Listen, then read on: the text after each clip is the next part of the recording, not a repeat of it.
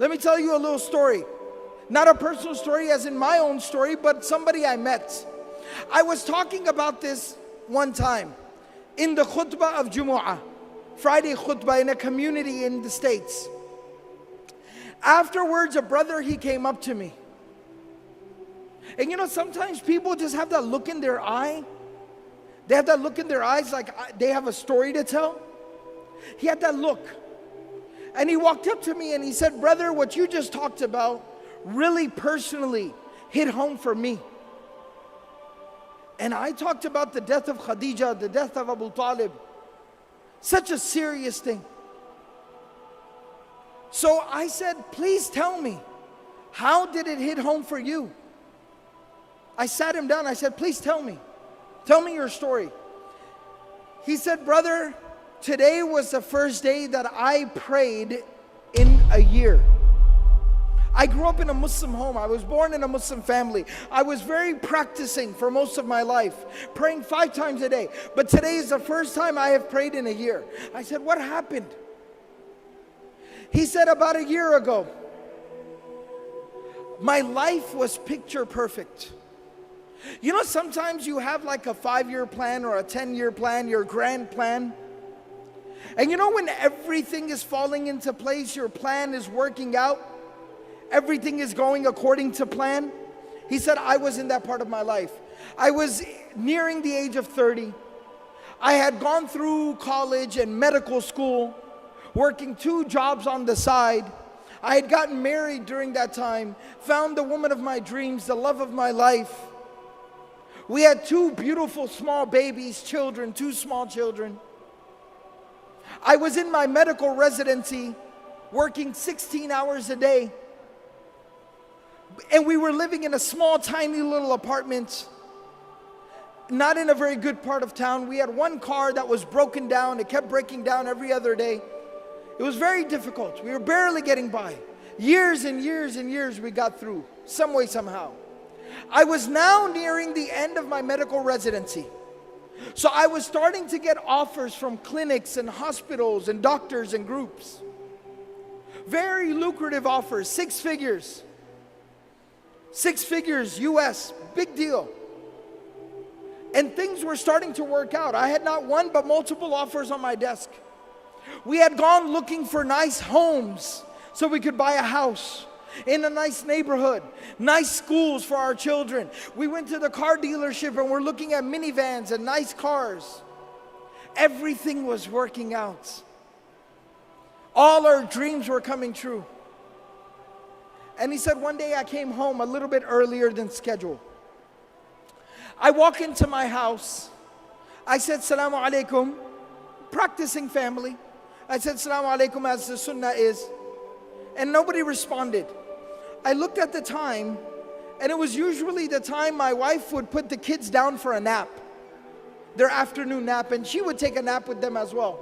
So I said, let them sleep. I don't want to wake them up. I don't want to disturb them.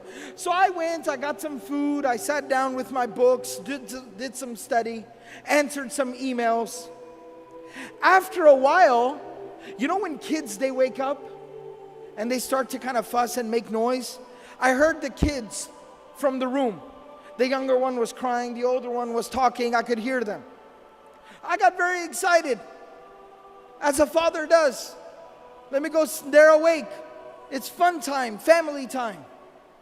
So I go to the room and I walked in and my kids are sitting on the bed next to my wife. And my wife is laying there between them, motionless, still, not responding, not reacting.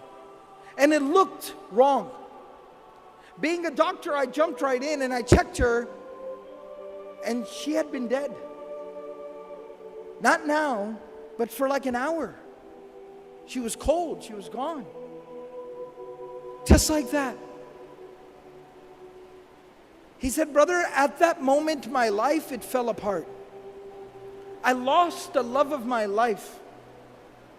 My children lost their mother. And I lost my faith, my Iman. He said, the next 24 hours were a blur. Janaza, tadfeen, the burial, it went by. I didn't even realize what was going on. After that 24 hours ended and we buried her, I went to my room and I locked myself in my room, and I did not come out of my room for days. I kept the lights off and I just laid in my room and stared at the ceiling.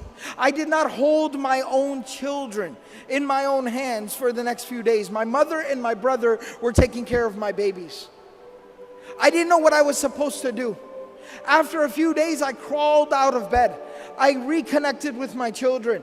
I tried to get back to work, figure out how am I supposed to work and take care of my kids. My mother and my brother, they helped me so much. Slowly but surely, over the weeks and the months, I put my life back together again. I got back to work. I figured out the schedule for the children. And I started figuring things out, but there was one thing that was still missing. One thing I could not figure out. One thing I could not solve. My Imaan was gone. My faith had been broken. I stopped praying. I no longer had faith. I was struggling.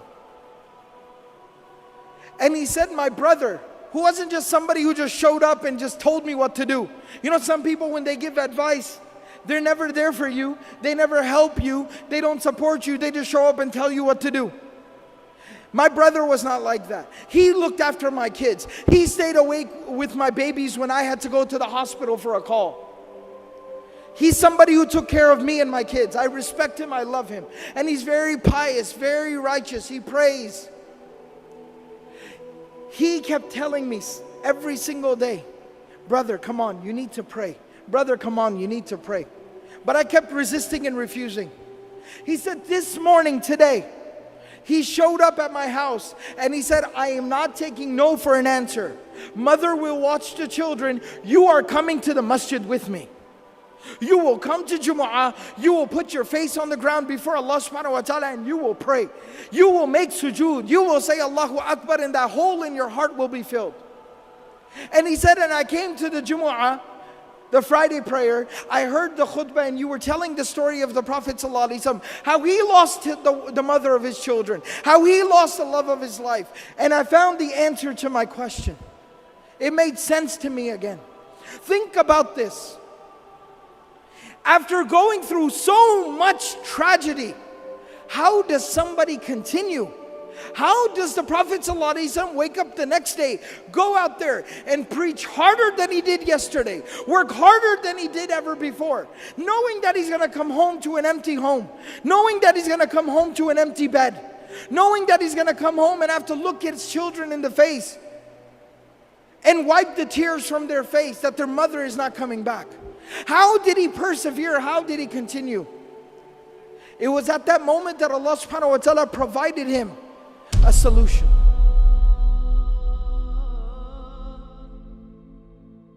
Allah subhanahu wa ta'ala took him on the most miraculous journey any human being has ever experienced.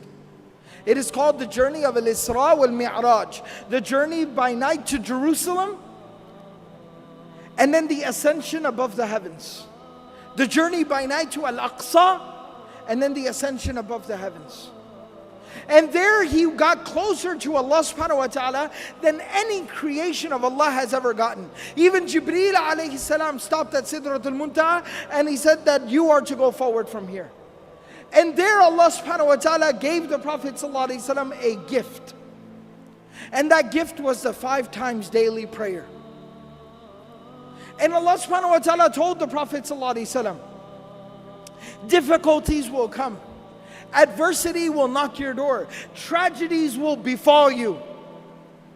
But every single time you fall, stand back up and say Allahu Akbar. Every single time you deal with a difficulty, say Allahu Akbar. Salah will heal your wounds. It'll solve your problems. It'll ease your difficulties.